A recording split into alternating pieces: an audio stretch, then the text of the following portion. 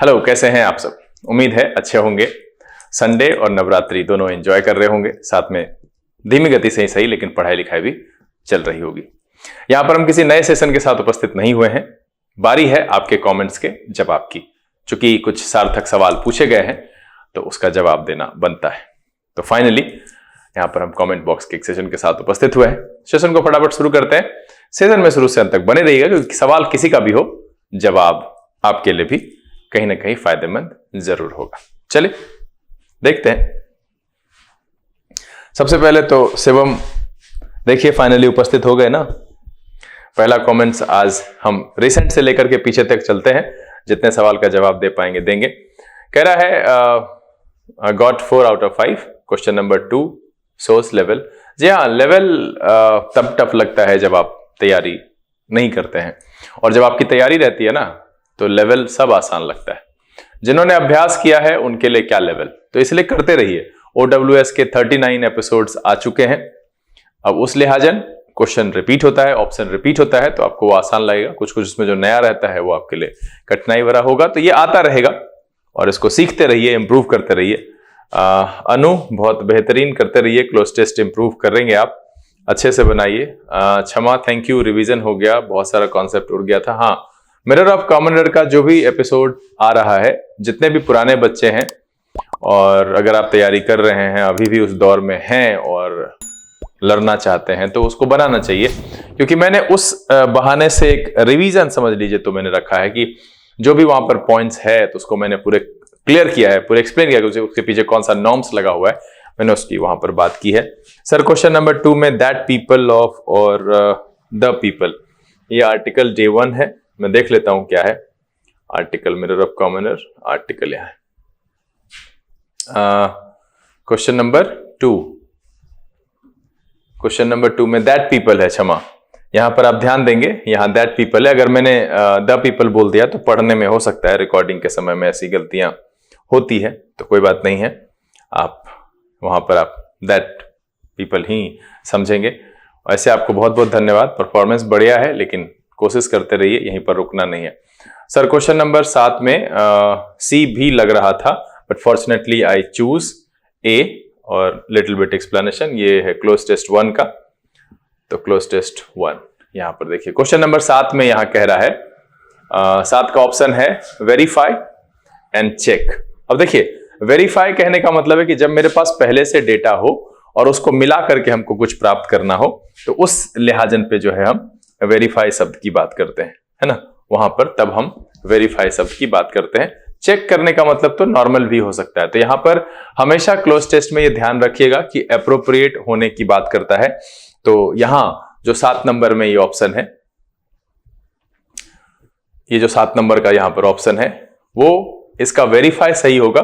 क्योंकि हमारे पास जो है लाइब्रेरी की बात कह रहा है, किताबों की बात कह रहा है कि पीछे अगर कोई बुक पढ़ा, उसमें कोई पॉइंट आपको और एक्सप्लेनेशन चाहिए, तो आपको पहले वेरीफाई करना पड़ेगा कि वो उसी से जुड़ा हुआ है या नहीं, और वो जो टॉपिक है उसका उसी डायरेक्शन में एक्सप्लेनेशन है या नहीं। तो आपको पहले से कुछ अगर डेटा होता है तो उसको मिला करके वेरीफाई करते हैं कि हाँ वही वाला है। और चेक करने में नॉर्मली जो है वो चेक किया जा सकता है। तो एप्रोप्रिएट होने के आधार पर जो है इसका आंसर ए ही होगा, सी नहीं होगा। और हमेशा ध्यान देना है कि क्लोज टेस्ट में हम एप्रोप्रिएट के साथ जाते हैं। नेहा 8 राइट 6 रॉन्ग, ये फिलर्स का है। बनाइए, धीरे धीरे कोशिश करेंगे तो होगा।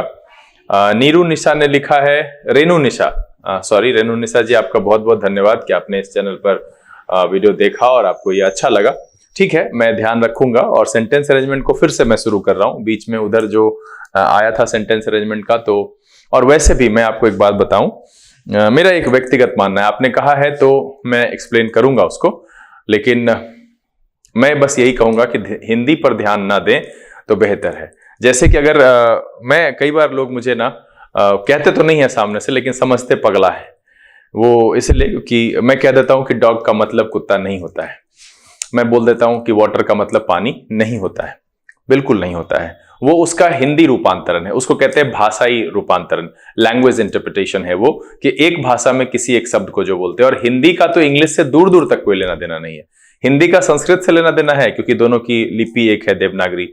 संस्कृत से ही हिंदी आई है। लेकिन आप इंग्लिश को देखिएगा तो एक लैटिन, फ्रेंच जो है इधर ग्रीक से आया है, एक जो है संस्कृत से आया, हिंदी की बात कर रहा हूं मैं।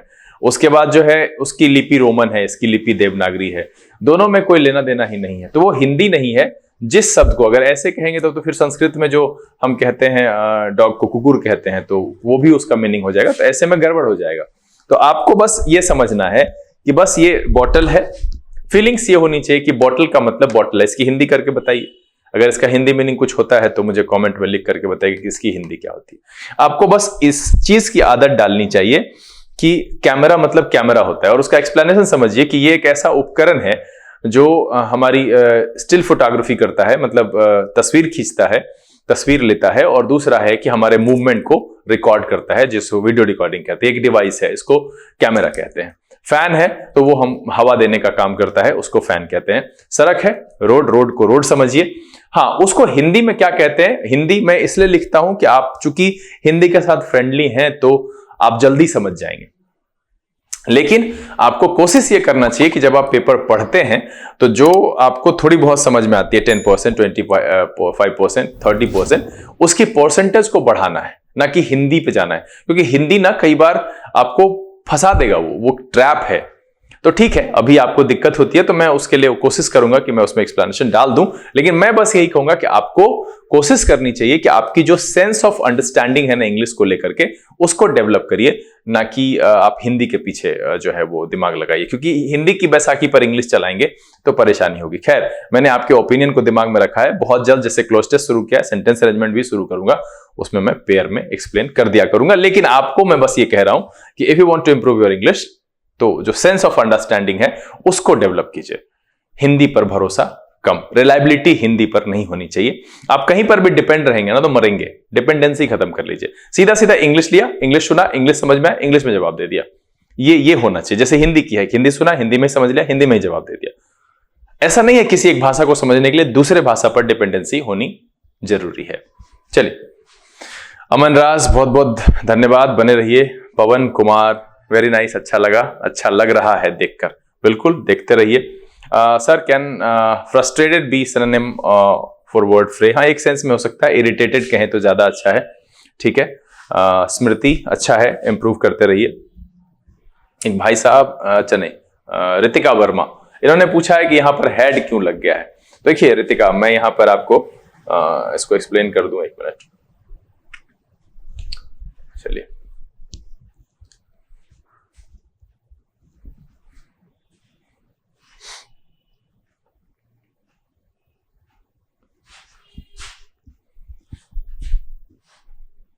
आप जानते हैं कि जो है V2 का हमेशा यहां पर देखिए हेड लगा हुआ है। तो आप जानते हैं कि हेड हमेशा जो होता है V2 का क्या होता है कन्वर्जन, जब रिपोर्टिंग वो पास्ट में होता है तो हेड प्लस V3 होता है। ठीक है। तो अब चूंकि यहां पर रिपोर्टिंग वो मेरा पास्ट में है और ये हेड मेरा V2 है, तो इसका जो पहले से एक हेड आएगा वो तो लगेगा, और दूसरा जो इसका V3 होगा वो भी क्या होगा, उसके साथ हेड होगा। इसीलिए चूंकि ये मेन वर्ब की तरह पर यहां इस्तेमाल हुआ है, इसके बाद कोई हेल्प में जो है एक्शन वर्ड यूज नहीं हुआ है, तो हेड चूंकि अकेला है इसलिए यहां पर हेड हेड लिखा है, 2 प्लस हेड प्लस V3। तो इसीलिए ये जो हेड है उसका हेड पहला आ गया, और इसका जो तीसरा फॉर्म है वो भी हेड होगा, इसलिए डबल डबल हेड वहां पर लिखा गया है। 2 बार नहीं है, उसमें पहला वाला जो सेकंड सेंटेंस है जो इसका आंसर है, उसमें पहला हेड उसका हेल्पिंग वर्ब है और दूसरा हेड उसमें एक जो पार्टिसिपल की तरह काम करता है पैसिव में, वो वहां पर है। उम्मीद है कि आप इस बात को समझ गए होंगे। चलिए आगे देखते हैं। नेहा बहुत बहुत धन्यवाद, बनाते रहिए। नेहा रेगुलर बना रही है। शिवम ने यहाँ पर लिखा है, शिवम का जो है 2 गलत हुआ है शायद इसमें। हाँ, कोई बात नहीं है शिवम, बनाइए, इंप्रूव हो जाएगा। और विकास बहुत बहुत धन्यवाद, बनाते रहिए। अब नेहा ने लिखा है 8 राइट 4 रॉन्ग, बनाइए, कोशिश कीजिए, होगा। शिवम का यह है कि सर जी क्या फायदा कमेंट करके। फायदा यही है सर कि अगर आप नॉर्मल कमेंट लिखते, देखिए जितने भी कमेंट्स है उसमें नॉर्मली है, 1-2 कमेंट है जहां पर कि जवाब देने वाला है, तो मैं उसके साथ उपस्थित हो गया हूं। अब 1-2 कमेंट है, जैसे कि आपने एक सवाल पूछा था, मैंने आपको बता दिया था उसका एक्सप्लेनेशन पर्सनली, तो फिर उसके बाद कोई औचित्य नहीं बनता है कि मैं आपके संडे के समय को बर्बाद करूं, दैट्स व्हाई मैं नहीं आया। अगर इस तरह का सवाल आएगा तो मैं हर संडे उपस्थित हो जाऊंगा। मेरे लिए तो आसान है ना कि कोई और एपिसोड बनाऊं, इससे अच्छा है कि आपसे बातचीत करके चला जाऊं, कमेंट में कोई सवाल आएगा उसका जवाब दे दूं, आपकी दुविधाएं खत्म करूं, तो ये मेरे लिए ज्यादा आसान होगा। नेहा ने लिखा है 2 के लिए each, either neither, each other, more than 2 के लिए एवरी, नन। ईच का यूज टू एंड मोर देन 2 के लिए करते हैं, बिल्कुल करते हैं। और यहाँ पर एक जानकारी है कि ईच का प्रयोग जो होता है वो एडजेक्टिव और प्रोनाउन दोनों तरीके से होते हैं, डिटर्मिनर जिसको कहते हैं, और एवरी का प्रयोग सिर्फ डिटर्मिनर यानी कि एडजेक्टिव के तौर पर करते हैं, उसको हम अकेले कभी भी इस्तेमाल नहीं करते हैं। ईच का प्रयोग हम अकेले कर सकते हैं, लेकिन एवरी का प्रयोग कभी नहीं करेंगे। एवरी में लिखेंगे एवरीथिंग, एवरीवन, एवरीबॉडी, ऐसे करके लिखना पड़ेगा। ईच को आप चाहें तो एवरी, ईच बॉय और ईच अकेले भी लिख सकते हैं। बहुत बहुत धन्यवाद। टीचिंग नीड्स सिंप्लिसिटी, मुझे लगता है यस है, बहुत बहुत धन्यवाद। विकास, हम रगड़े नहीं थे, रगड़वाए थे। हाँ जी, रगड़वाने से भगवान जी मिले थे। चलिए, कृष्णा बहुत बहुत धन्यवाद। स्मृति बहुत बहुत धन्यवाद। मनीषा आपको बहुत बहुत धन्यवाद। अब यहाँ पर है कि शिवम ने लिखा है 7 आउट ऑफ 10, मल्टीपल वाले को कैसे चूज करना है, एक अच्छा आइडिया। देखिए, जब आप सेंटेंसेस को, स्पेशली जब मैं क्लोज टेस्ट की बात करता हूं, तो मुझे ये लगता है कि अगर आप पूरा गठरी नहीं उठा सके तो उसको खोल देना चाहिए। खोल देने से क्या होता है कि मान लो कि एक भी सवाल नहीं बनेगा, पूरा बड़ा पैराग्राफ देख करके कभी कभी बच्चा हड़बड़ा जाता है, तो उसको लगता है कि भाई नहीं, मेरे से नहीं हो पाएगा। तो मेरे हिसाब से मुझे लगता है कि उसको काट दीजिए, टुकड़े टुकड़े में तोड़ दीजिए। अगर कोई सिंगल सेंटेंस है, सिंगल फिलर वाला है या 2 फिलर वाला है, जहां पे आपको लगता है कि आपकी बुद्धि काम करेगी, तो वहां से एक नंबर बटोरने का जो है 10 नहीं तो कम से कम 2, 3 सही, 4 सही, कुछ भी तो निकाल सकते हैं वहां से। तो मेरे लिए ये थोड़ा लगता है, अभ्यास करेंगे तो ऐसा हो जाएगा कि 10 में 8, 9, 8, 9, 10 भी आता है, तो अच्छे से बना पाएंगे इसको। नेहा बहुत रेगुलर काम कर रही है, करते रहिए, बिल्कुल कह सकते हैं। विकास, बेयर मिस में भी अर्थी हो सकता है, बिल्कुल हो सकता है, लेकिन वैसे वो फ्रेम होता है जिस पर कॉफिन को रख करके नीचे वो रखा जाता है, तो उसको कहते हैं। उसके बाद है लिटिल सिंगर प्रिंस कुमार, बहुत बहुत धन्यवाद आपको भी प्रिंस, बने रहिए।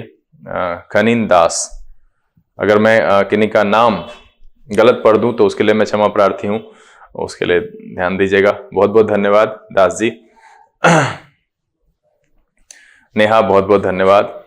क्वेश्चन नंबर, नेहा ने लिखा है किसका है भाई, वर्ब्स का। क्वेश्चन नंबर 48, 42 और 50 समझ में नहीं आया। अब इसमें 48, 42 और 50 में क्या कह रहा है? 46, 44, 42 कह रहा है walking in the field late at night, a snake bit me and that was the reason why I was. देखिए, पार्टिसिपल के लिए ना, अगर सब्जेक्ट ऑफ रेफरेंस क्लियर ना हो, मतलब ये जो प्रेजेंट पार्टिसिपल है ये किसके लिए लिखा गया है, अगर वो क्लियर नहीं होता है ना, तो वहां पर सेंस गड़बड़ा जाता है। कह रहा है कि walking in the field late at night, अब कौन टहल रहा है, क्लियर है। यहां पर कह रहा है अ स्नेक बिट मी, होना चाहिए while I was walking in the field late at night, है ना, क्योंकि यहां पर सब्जेक्ट नहीं है, स्नैक इसका सब्जेक्ट है नहीं, सांप जो है वॉकिंग का सब्जेक्ट है नहीं, वॉकिंग के सब्जेक्ट हम हैं, तो while I was walking in the field ऐसे लिखना चाहिए।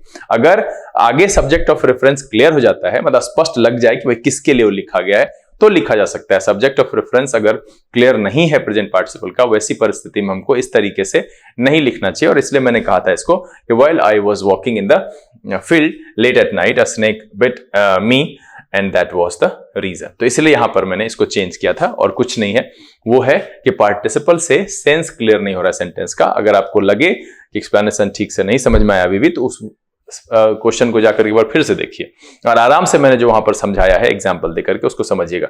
यहां पर सेंटेंस का मीनिंग क्लियर नहीं हो रहा था, जिस वजह से मैंने इसको पूरा लिखा कि व्हाइल आई वाज वॉकिंग, जब मैं दौड़ रहा था, जब मैं टहल रहा था ना फील्ड में, उस दौरान ऐसी घटना हुई है, तो तब जाकर के क्लियर होगा। अगला देखिए, अगला है कौन सा सवाल, अगला है 48 और 50। ठीक है, अब 48वां देख लेते हैं। 48वां जज एवरीथिंग, जजिंग एवरीथिंग, यहां पर जो है जजिंग एवरीथिंग, यहां पर भी हम प्रेजेंट पार्टिसिपल का यूज करेंगे, judging everything in the light, ठीक है, ऑफ व्हाट। और आगे हम जब पढ़ाएंगे नेहा आपको, जब हम नॉन फाइनाइट पढ़ाएंगे तो प्रेजेंट पार्टिसिपल के यूजेस पढ़ाएंगे तो समझ में आ जाएगा आराम से, कोई दिक्कत नहीं है।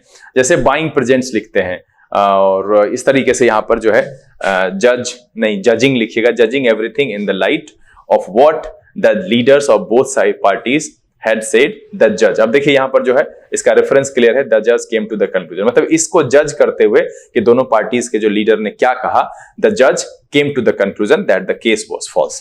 तो यहां हमने प्रेजेंट पार्टिसिपल लगाया। देखिए यहां पर उसका सब्जेक्ट ऑफ रेफरेंस क्लियर है। चले जो 50वां सवाल है वो भी हम देख लेते हैं। Work hard लेस्ट you should fail. अब देखिए ये मैंने बताया था कि लेस्ट का प्रयोग जब करते हैं तो उसके साथ शुड लगता है और इसमें कोई भी गड़बड़ी नहीं है, इसलिए इसका जवाब नो एरर है। और इसमें ध्यान नहीं देना है, जानकारी है कि लेस्ट का प्रयोग, लेस्ट जो है वो कंजंक्शन है और इसका प्रयोग हम आगे होने वाली किसी घटना को के प्रति सजग करने के लिए करते हैं, वार्निंग देने के लिए करते हैं। तो वैसी परिस्थिति में लेस्ट लगाएं तो लेस्ट के साथ ध्यान रखना है कि आगे शुड ही लगता है। तो यहां पर देखिए लिखा हुआ work hard लेस्ट you should fail, मतलब कड़ी मेहनत करो कहीं तुम फेल ना हो जाओ, इस सेंस में यूज होता है। तो इसमें कोई भी गड़बड़ी नहीं है और इसलिए इसका जवाब है नो एरर। चले आगे देखते हैं हम लोग। शिवम ने लिखा है कि क्वेश्चन नंबर 46 एरर भी हो सकता है क्योंकि नोटिस ऑलमोस्ट, कौन सा है भैया? ये भी वर्ब का चौथा है। अच्छा, इनका भी प्रॉब्लम वर्ब से ही है। Question number 46। When he came out of the cinema hall, धमाकेदार गाड़ी जा रही है भाई इसलिए मैं चुप हो गया। When he came out of the cinema hall, he noticed somebody had stolen his purse। देखिए यहां पर शिवम एक परेशानी क्या है कि आपको शब्दों को समझना पड़ेगा। नोटिस हम तब करते हैं जब मुझे कुछ दिख रहा होता है, कुछ एक्टिविटी सामने हो रही थी।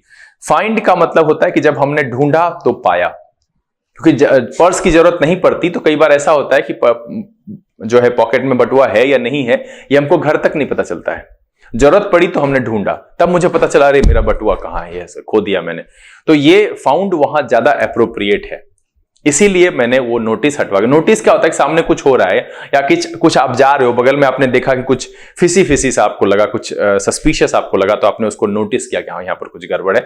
तो नोटिस उस संदर्भ में होता है। लेकिन आप जब अपने बटुए की बात कर रहे हैं, दैट मीन्स आपको जरूरत पड़ी, आपने निकाला, ढूंढा या फिर उसके कुछ काम के लिए उसको ढूंढा तो पाया कि वो नहीं है, किसी ने ले लिया, इसलिए यहां पर नोटिस हटा करके फाउंड लगाया गया है। और उम्मीद है कि अब शायद आप बात को समझ गए होंगे।